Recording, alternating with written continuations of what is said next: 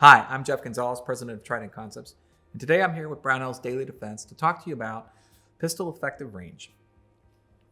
So when we're talking about the pistol's accuracy, we're talking about not the accuracy of the gun itself, but how accurate you are with said pistol.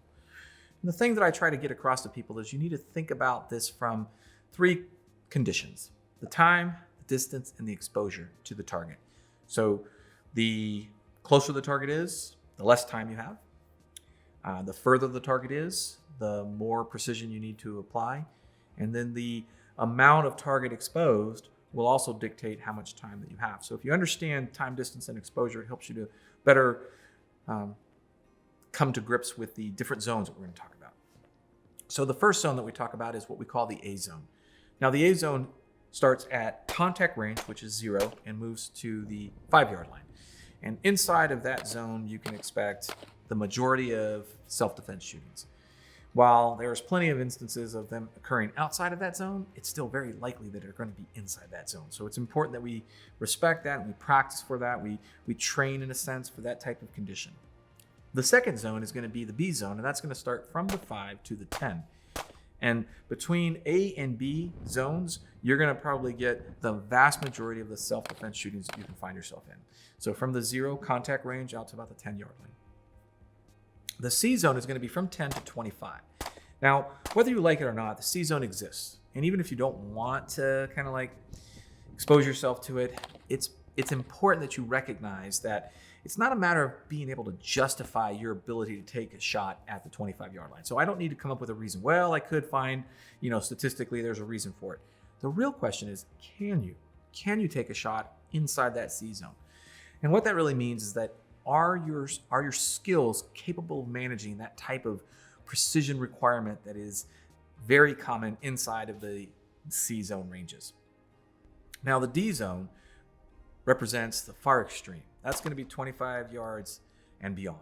It is very unlikely you're going to need to be able to take a shot inside of those zones or inside the D zone. But the reality is that you need to be aware that distance is all around you. So just like at that C zone, I can find myself inside of a D zone situation very quickly. If I go to a big box store like a Lowe's or a Target, even my local grocery store, I can find myself inside one of these long aisles that easily goes past 25 yards. And while I may not be able to positively identify the target, when I see the target shooting at me through this narrow aisle, it's pretty easy for me to figure out what's happening at that point.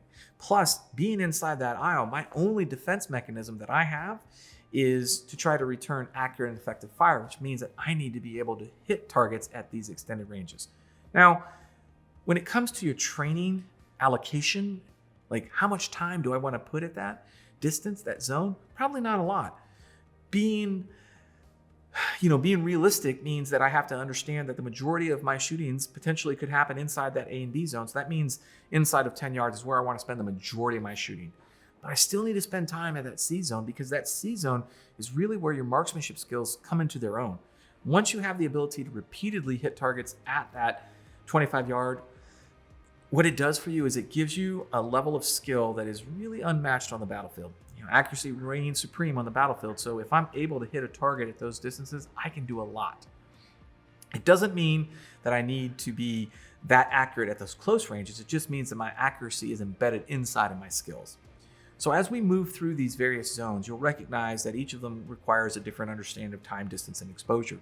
But the bottom line is that if you respect each of these zones and you practice proportionally for these zones, you're going to be a more well-rounded shooter, which is ultimately what we're trying to do, is to improve your effectiveness at the various zones that you most likely will find yourself in a self-defense shooting. So I'm Jeff Gonzalez. Would love to hear any of your questions or comments. Please feel free to post them down below. Until then, take care and stay safe.